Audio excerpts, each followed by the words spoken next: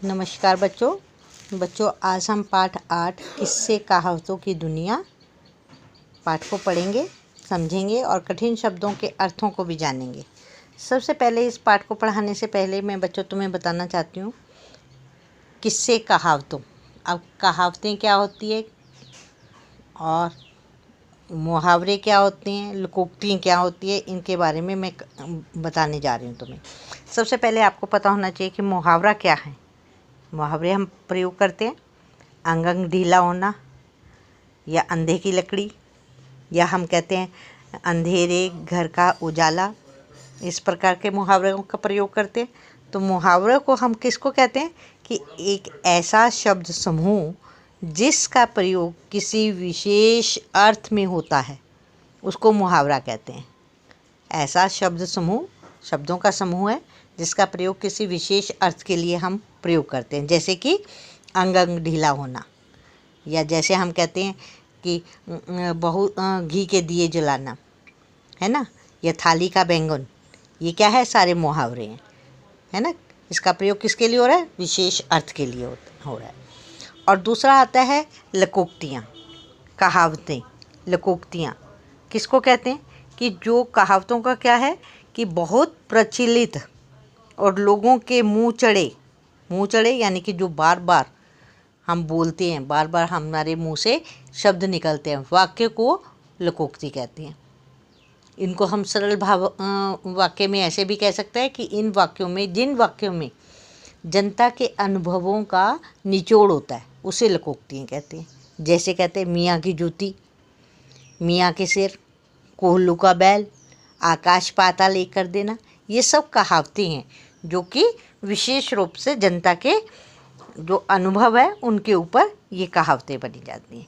तो अब आपको पता चला कि मैंने तुम्हें बताया कि मुहावरे और लोकोक्तियाँ दो तरह की चीज़ें हम हिंदी में प्रयोग करते हैं। और इनका प्रयोग हम क्यों करते हैं, क्योंकि भाषा को सुंदर बनाने के लिए और कम शब्दों में हम अपनी बात का जो है बताना चाहते हैं किसी को हम बात, और वो बात ज़्यादा शब्दों में उसका प्रयोग ना करके मुहावरों या कहावतों की भाषा में जो है हम उसका प्रयोग करते हैं, जिससे भाषा भी सुंदर लगती है और हमें समझ भी जल्दी से आ जाता है। तो इसी प्रकार से ये जो पाठ है किस्से कहावतों की दुनिया, तो इसमें सबसे पहले आप मेरे साथ साथ पढ़ेंगे, उंगली रखेंगे अपनी। इसमें 2 कहानियाँ दी हुई हैं जो कि कहावतों पर बनी हुई हैं। तो हम इसको आज पढ़ते हैं। पहली आज एक कहानी को हम पढ़ेंगे, एक कल पढ़ेंगे।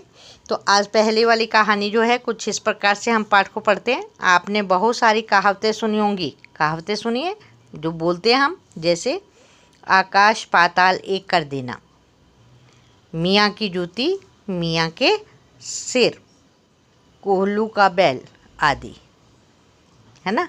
तो ये इस प्रकार की हम कहावतें बोल देते हैं। क्या आप जानना चाहते हैं कि ये कहावतें कैसे बनी होंगी, कैसे बन गई ये कहावतें?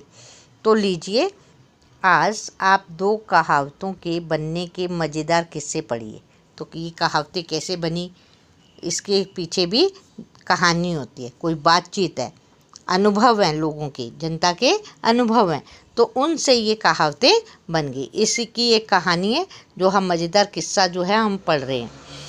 एक राजा था, उसके राज्य में ना चोरी होती थी ना डकैती आपको पता है, ठगी वगैरह नहीं होती थी।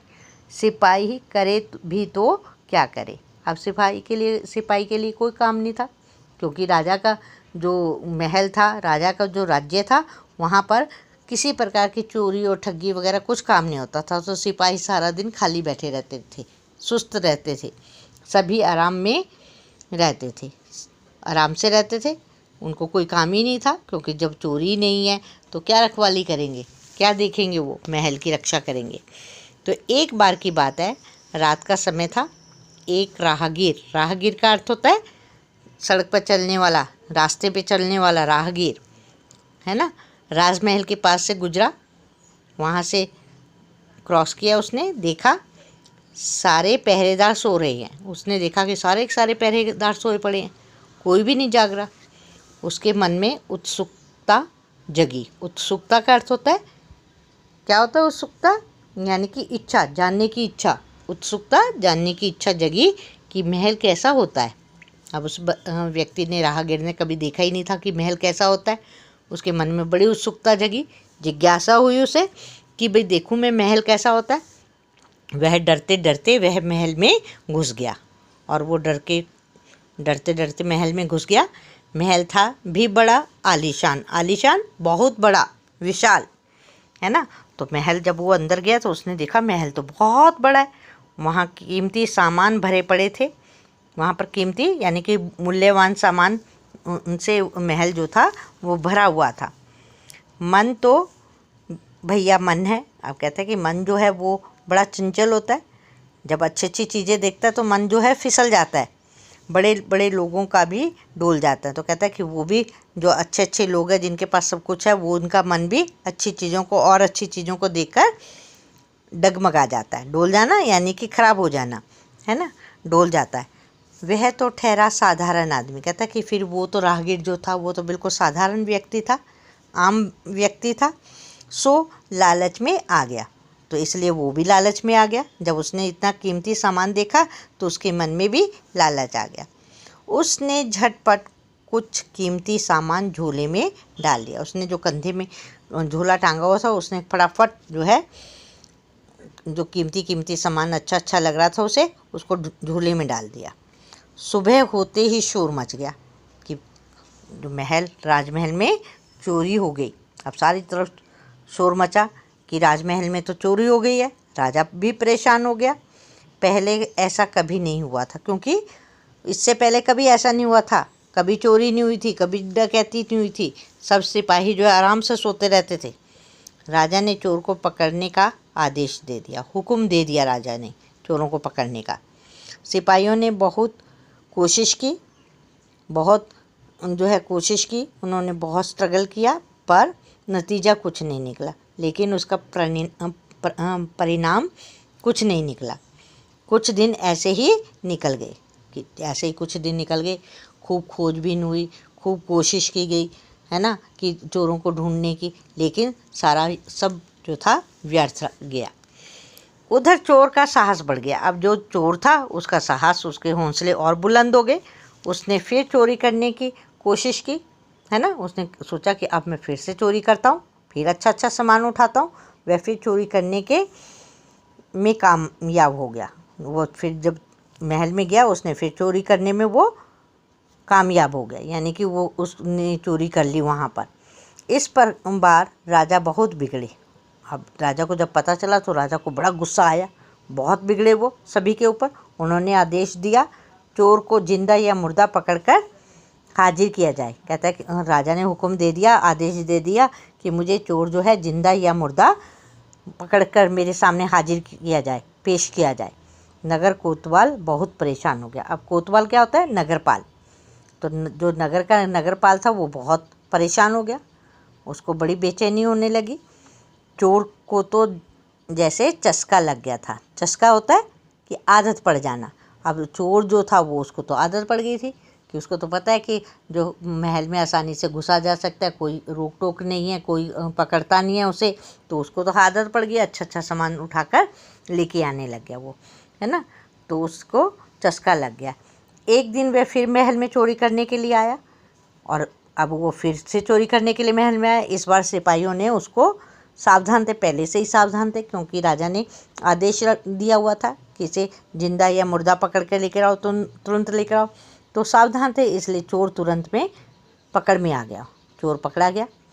सुबह सारे राज्य में खबर फैल गई कि अगले दिन राजा का दरबार लगा। बड़ी शान से कोतवाल चोर को लेकर दरबार में हाजिर हुआ। अब जो है जब दरबार लगा, सब महल में ये खबर फैल गई थी कि चोर पकड़ा गया। तो सुबह जो है दरबार लगा, और जो कोतवाल था नगर का, वो चोर को लेकर हाजिर हुआ, पेश हो गया। बोला, महाराज यही है वह चोर, इसके घर में सारा सामान भी मिल गया है, इसे कड़ी से कड़ी सज़ा मिलनी चाहिए। अब कोतवाल ने अपने आप ही जो है उसका फैसला कर दिया कि महाराज ये चोर मिल गया, इसके घर से भी सारा सामान मिल गया, इसको कड़ी से कड़ी सज़ा मिलनी चाहिए। मगर ये क्या, चोर तो कोतवाल के पीछे ही पड़ गया। अब जो चोर था वो तो कोतवाल के पीछे पड़ गया। झपट कर बोला, उसी समय तुरंत बोला वैसे ही, कैसे कोतवाल हो तुम, यही रक्षा करते हो महल की, सारे पहरेदार सोते रहते हैं, फिर चोरी नहीं होगी तो और क्या होगा। अब कोतवाल को बड़ा गुस्सा आया, है ना, ये सॉरी चोर को। उसने कहा कि कैसे कोतवाल हो तुम, सारा दिन जो है सोते रहते हो, तो महल की क्या रक्षा करते हो, सारे के सारे जो है सोने में मस्त रहते हो या आराम करने में मस्त रहते हो। कहते हैं ऐसे में चोरी नहीं होगी तो क्या होगा, कहीं ऐसा ना हो कि किसी दिन सारा खजाना ही लूट जाए। अब उस चोर ने कहा कि अगर ऐसे ही सोते रहोगे तो किसी दिन सारा खजाना लूट जाएगा, मैंने तो सबको बताने के लिए ही चोरी का एक नाटक किया था। अब उस चोर ने ये कहा कि मैंने तो ये नाटक ही किया था चोरी का, क्योंकि मैं तुम्हें सतर्क करना चाहता था, ये बताना चाहता था कि अगर तुम ऐसे ही सोते रहोगे तो कोई भी चोरी कर सकता है और ख़जाना जो है वो लूट के ले जा सकता है। तो लोग कहने लगे, जो वहाँ पे लोग बैठे हुए थे, वाह देखो उल्टा चोर कोतवाल को डांटे। अब वहाँ पे लोगों ने कहना शुरू कर दिया कि देखो देखो वाह वाह उल्टा चोर कोतवाल को डांटे। तो इस प्रकार से ये कहावत जो थी, ये कहावत बन गई उल्टा चोर कोतवाल को डांटे। तो अब यहाँ पर आपको पता चल गया कि ये जो कहावत तो कैसे बनी, कि ये जो है वाक्य जो है, इन वाक्यों में जनता के क्या थे, अनुभव थे, अनुभव थे ना, ये कहानी के द्वारा अनुभव हमें पता चले, उनका निचोड़ था। तो इसलिए ये कहावत बन गई उल्टा चोर कोतवाल को डांटे, कि एक तो खुद गलती करे और ऊपर से जो है उसी के ऊपर जो है रक्षा करने के ऊपर वाले को उसको क्या बता दे, अपराधी घोषित कर दे, दोषी ठहरा दे। स्वयं गलती करने वाला दूसरे को दोषी ठहराता है। तो यहाँ पर इसका अर्थ भी दिया है, उल्टा चोर कोतवाल को डांटे। शब्दार्थ में आपने देखा कि स्वयं गलती करने वाला दूसरे को दोषी ठहराता है। तो अब यहाँ पर आपने कठिन शब्द भी आप इस पाठ के आपने देखते चले गए, और आपने ये जो है कठिन शब्दों को याद करना है, और साथ साथ में आप बच्चों ने ध्यान देना है कि आप जो है इस पाठ में आपको मैंने बताया मुहावरे और लोकोक्ति में अंतर, कि मुहावरे किसे कहते हैं, लोकोक्ति किसे कहते हैं।